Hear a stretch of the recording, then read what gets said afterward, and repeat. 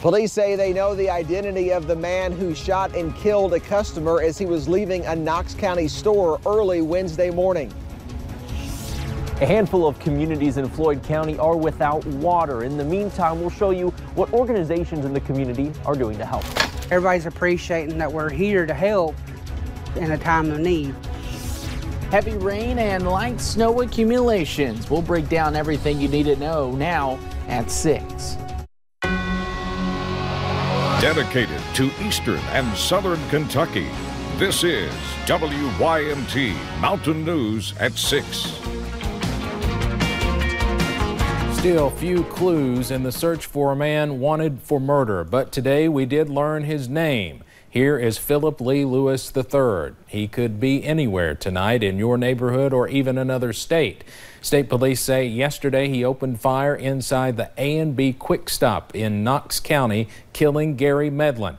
Tonight, we'll hear from Medlin's family, but first let's begin with the latest on the investigation. WYMT's Phil Pendleton is in Knox County with that. We're still not sure if he's still in the state of Kentucky or if he's fled from the area.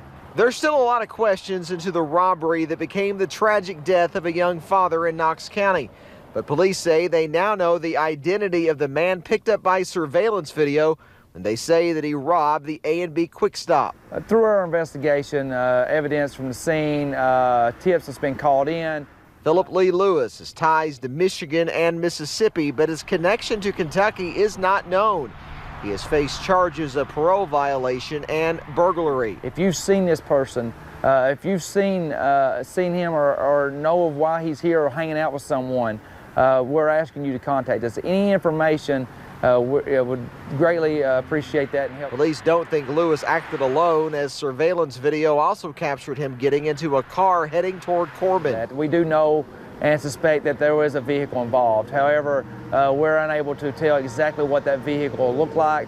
Philip Lee Lewis is described as being somewhat skinny, about 6 feet tall, 160 pounds. He apparently has a tattoo on his right forearm and another on his left chest.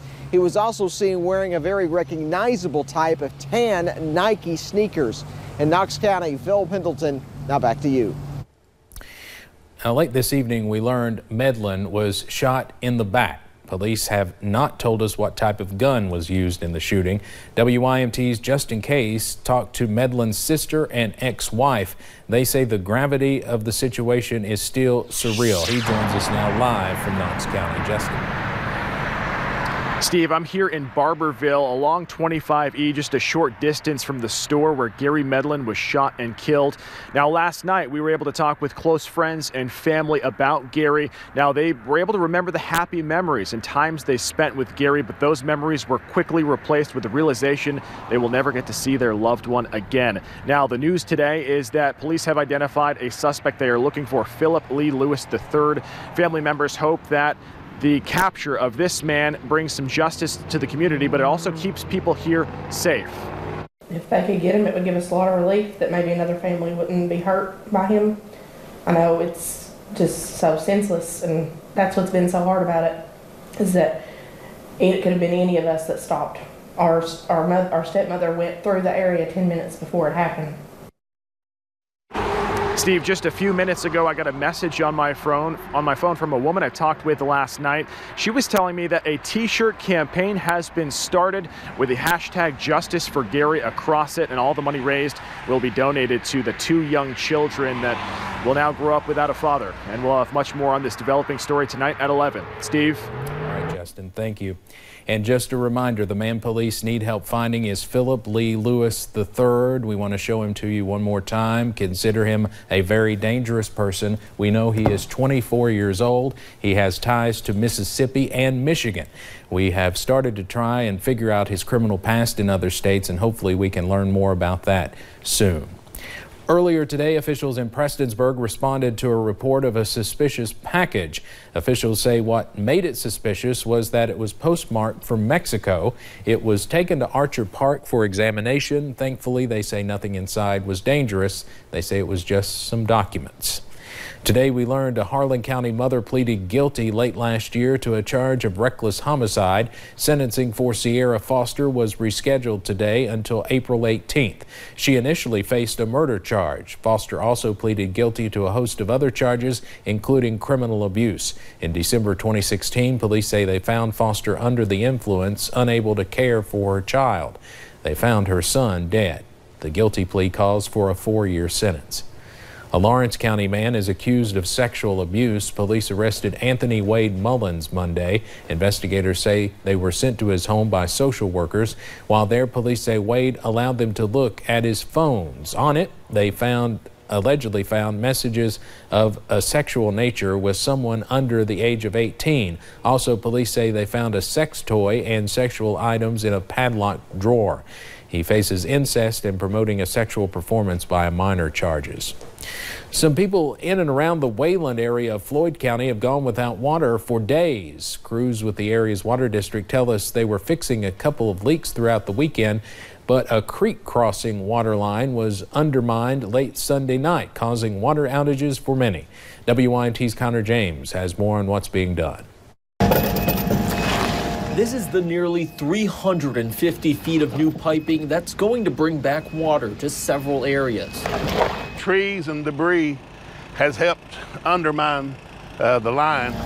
We had a major problem. The elements took their toll on an old pipe nearly half a century old Sunday night near the Lackey community. We've been here ever since trying to drill in a new line under the creek/river. Dean Hall, the Southern Water and Sewer District General Manager, says this has been no easy task. A lot of work, it's in rock. The old pipes crack and crews worked around the clock for nearly a week now in the cold temperatures. In the meantime, an emergency connection with Knott County's water helped many. Once the pipe gets across the creek, we'll work as long as it takes to get it back together. Originally 500 people were without water. Now it's down to 50. But water is still needed. We've had a lot of kids that need the water, like to bath because of school. That's where the Wayland Fire Department and local leaders have stepped in. And we've had a lot of elderly that's need it for their medicine or anything else they need. Patrick Lanham says they've seen many people in need. Everybody's appreciating that we're here to help in a time of need. As crews continue and try to fix the outdated piping. In Floyd County, Connor James, WYMT Mountain News. If you are without water in the area, the Wayland Fire Department says around noon they open their doors for whoever needs the water. Now, this cold weather will stick around eastern Kentucky. In fact, it's going to get worse later this weekend. Chief Meteorologist Andrew Dockery is tracking it all. Andrew? Yes, Steve, winter is here, and we continue to see shots of cold air work in. But what we're going to be seeing this weekend is the coldest shot so far of the season. Before we talk about that, we have to talk about now and what we've experienced. Whitesburg, it was all rain for you in downtown. Move up to the higher elevations, though, and it was a different story. You'll notice the earlier loops putting some heavy snow down across portions of Lee, Harlan, Letcher, even Wise County, Bell County as well. And here comes more showers working in. Temperatures, they're okay for now. 38 in Hazard, 37 in Harlan, and 34 in Wise. Hopefully we will not see any snow for tonight, but you can't rule that out for higher elevations where temperatures are still right around freezing. Of course, our hometown spotlight, this is Zeke's Point, located in Jackson County, 39 degrees there, and we're not going to drop much. In fact, we're about 3 degrees colder for tonight with some more scattered rain, scattered snow before a brief break ahead of that next system. And Steve, you said it best, cold air is moving in as cold as 9 degrees. We'll break down those single-digit temperatures coming up in a few short minutes. All right, something we haven't seen in a while. Andrew, thank you.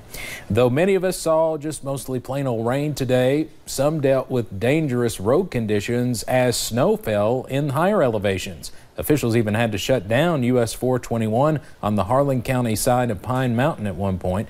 WYMT's Taylor Upchurch is in the newsroom with more on that. Taylor?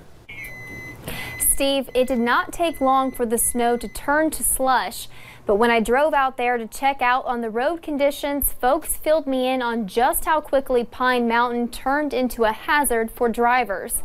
Melody Howard is just one who got caught on 421 as police shut the mountain down. She says the roads became slick as fast as the snow fell. so she attempted to pick her little girl up from school. Cars were already blocking the road off, and her all-wheel drive car was not making it very far. Luckily, a friend of hers who has his own local wrecker service helped her turn around to get off the mountain safely. I just started sliding, and I had never experienced that before, even though I live on the mountain, you know, but yeah, it was treacherous, and I had to turn around and go back, you know. All the vehicles were stopped everywhere. So at that moment when I was there getting turned around, there was a state trooper there, and he called and shut the mountain down, had the mountain. Drivers tell me the road was only closed for a couple hours, and though there was a crash on US 119 near the Bell County-Harlan County line, no injuries have been reported at this time. Steve? All right, Taylor, thank you. Local volunteers out of Letcher County knit for the homeless and those with lower incomes and drop their donations along Main Street. Jennifer Collins says this is the first year she has tied scarves and hats to posts along Main Street in Whitesburg and in the Housing Authority, but got the idea from a friend in Winchester. This week she dropped off 20 of 60 donations. They hope to collect more this summer so they can branch out to the Neon and Jenkins areas. When I went to talk to the city, they didn't think that we had a lot of homeless here, and so I said, well, we do have a lot of low income, so they would need them also. And we are starting to get a few homeless people in here, and so I'm hoping that they'll be reached by that. If you are looking to donate yarn or want to lend a helping hand, go to our website, WYMT.com, for more information. Today, we learned the name of the man killed in a Pikeville crash yesterday. Police say Jimmy Naylor died when the car he was in left the road at Bob Amos Park. Investigators told us last night the car hit a tree and gas line. Naylor was 47 years old. They still have not determined what led to the crash. A proposed battery manufacturing plant in Pike County is delayed at least 1 year. The Lexington Herald-Leader reports Interblu discovered problems at the construction site. The company CEO says it would cost $30 million in soil work to fix the issues, a price he said the project could not withstand. Interblu announced it planned to build a $372 million plant in Pikeville back in 2017. Today, the late Jim Muggins Bennett was honored in Harlan County. He is a man we became close to throughout the years through his work with the Tri-City Empty Stocking Fund. Earlier, a small group of family and friends, including his wife Naomi, gathered at Blair Park to pay tribute to him. A bridge near his home now has a sign bearing his name. Bennett also served his country in the military. He died in 2017. Straight ahead, remembering one of several historic winter storms in the 1990s, two teachers talk about several ordeals they had to face 25 years after the winter storm of 1994. And the rain chances increase, followed by a winter system. It certainly won't be that type of storm. We'll break down what it could be, though, coming up in a few short minutes. When you see news happening, dial star 57 or text your news tip to 5757. Service is provided by Appalachian Wireless. Better service, bigger savings. Get front porch flavor for a laid-back price on McDonald's $1, $2, $3 menu. Like any size refreshing sweet tea for just $1. Or a flaky buttermilk crispy chicken biscuit for $3. Find more classics now on the $1, $2, $3 menu. Catch all the high school and college action during sports overtime on Friday and Saturday nights on WYMT. Heroes and Icons at WYMT.com. Sponsored by Appalachian Wireless. To mom this hard, you delegate. Kate, that bathroom's not clean yet. Jimmy, I need help with the dishes, big guy. I delegate like a mother, and I let Food City do the grocery shopping.